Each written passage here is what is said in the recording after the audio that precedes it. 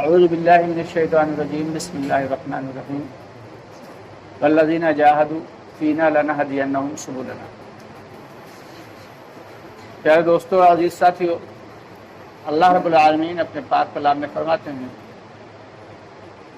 کہ جو لوگ دین کی محنت کے لیے کوششیں کرتے ہیں، دین کو حاصل کرنے کے لیے جد و جہد کرتے ہیں، ہم ان پر راستے کھول دیا کرتے ہیں۔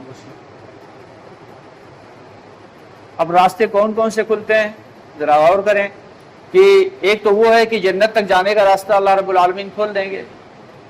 کس بیس پہ کھولیں گے؟ کہ جو شخص دین کے لیے جد و جہد کرے گا، دین کے لیے محنت کرے گا، دین کے لیے کوشش کرے گا۔ دو چیزیں ہیں، ایک تو ہے دین اور ایک ہے دنیا۔ دنیا نظر آ رہی، ہر آدمی جانتا ہے کہ دنیا کیا ہے۔ دنیا میں جتنے چیزیں ہیں وہ ہر ایک کے سامنے ہیں، دنیا کی یہ نعمتیں ہیں یہ ہر ایک کے سامنے ہیں، لیکن وہ ایک چیز ہے آخرت۔ وہ آخرت والی زندگی جو ہے وہ نہ تو نظر آ رہی اور نہ ہی وہاں کی نعمتیں ہمارے سامنے ہیں اور نہ ہی وہاں کی آرائش اور زیبائش ہمارے سامنے ہے۔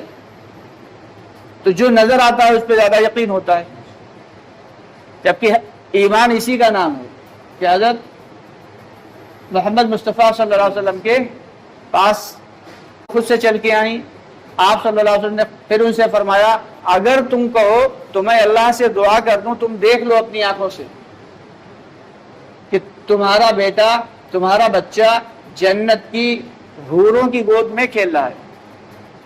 تو فرمانے لگیں کہ یا نبی اللہ، یا رسول اللہ صلی اللہ علیہ وسلم، ہماری آنکھیں تو دھوکہ کھا سکتی ہیں کہ ہم دیکھیں کچھ اور ہمیں نظر کچھ آئے، لیکن آپ نے جو فرما دیا وہ بالکل حق ہے، بالکل سچ ہے۔ حضرت علی رضی اللہ تعالیٰ عنہ فرماتے ہیں کہ اگر جنت اور دوزخ میری آنکھوں کے سامنے آ جائے تو میرے ایمان میں ذرہ برابر بھی فرق نہیں پڑے گا۔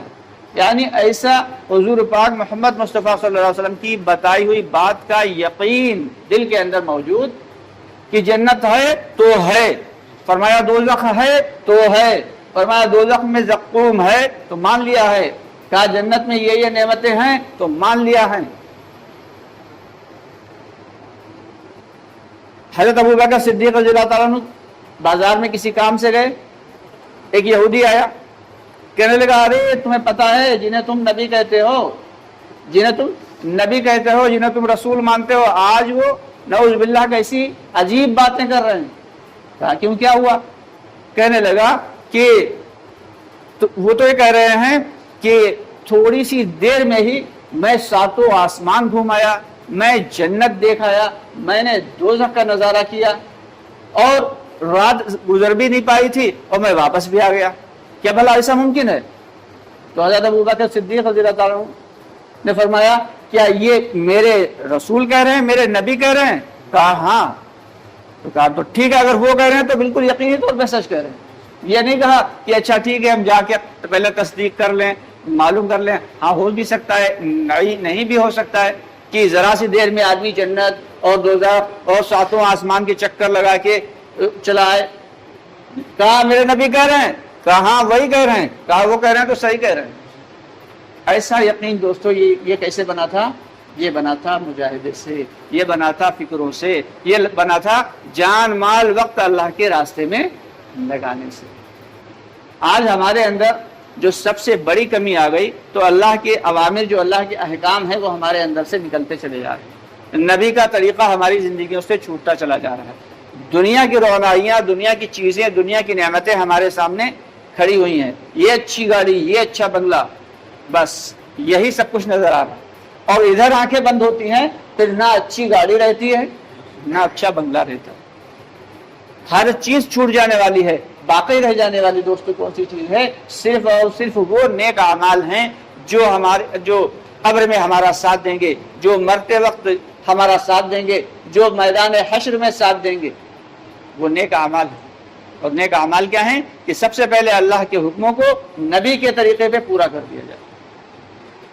کہ ایک ایمان والا تب تک ایمان والا کامل ہو ہی نہیں سکتا جب تک چند باتوں کے اوپر عمل نہ کر لے کہ سب سے پہلے تو اللہ کو ایک ماننا کہ سب کچھ کرنے والی ذات صرف اور صرف اللہ کی، نہ کوئی عزت دینے والا ہے، نہ کوئی ذلت دینے والا ہے، نہ کوئی مارنے والا ہے، نہ کوئی جلانے والا ہے، نہ کوئی نقصان پہنچا سکتا ہے، نہ کوئی فائدہ پہنچا سکتا ہے مگر اللہ۔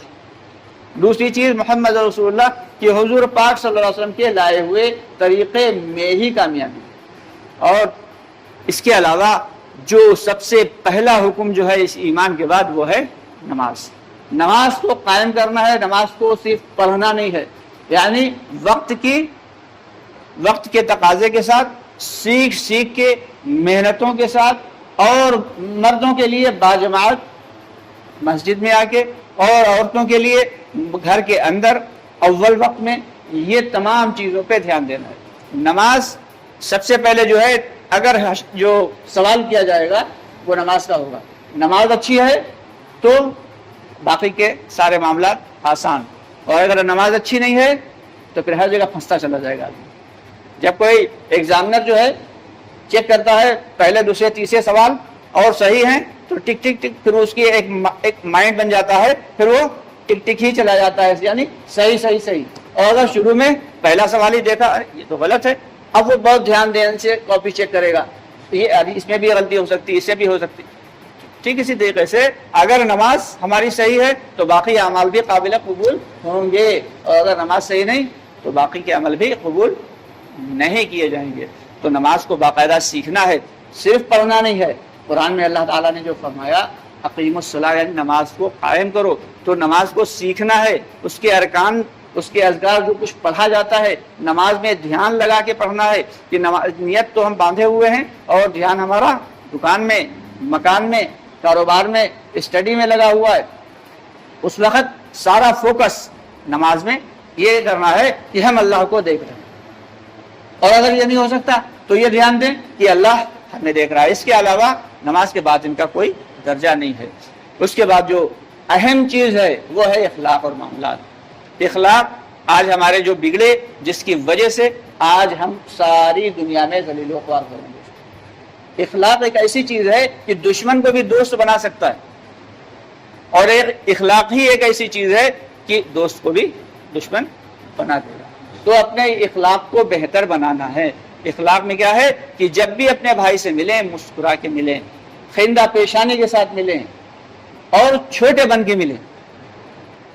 مومن جب مومن سے ملتا ہے تو مسکراتے ہوئے ملتا ہے، حدیث شریف کا مطلب۔ اور معاملات کیا ہے؟ معاملات تو بہت عجیب و غریب ہیں کہ ایک صحابی نکلے، دو لوگ نماز پڑھ کے نکلے، ایک صحابی نے کہا اپنے ساتھی سے کہ آپ کو پتا ہے ہمارے والد کا انتقال ہو گیا، اور ہم نے دیکھا کہ آپ کے ان کے اوپر اتنے یعنی آج کے دور میں اگر جوڑے جائیں تو کروڑوں روپے نکلتے ہیں، کہ اتنے روپیے باقی ہیں تو وہ آپ ہم سے لے لیجئے۔ کہنے لگے میں نے معاف کر دیے۔ اب کروڑوں روپے وہ کہہ رہے ہیں کہ ہمیں معاف کر دیے۔ اگلے دن وہ پھر ملے، نماز کے بعد مسجد سے نکلے کہ حساب میں تھوڑی سی غلطی ہو گئی تھی، دراصل آپ کے ان کی طرف نہیں تھے، ان کے آپ کی طرف نکل رہے تھے اتنے روپے۔ کہنے لگے جب چاہے لے لینا۔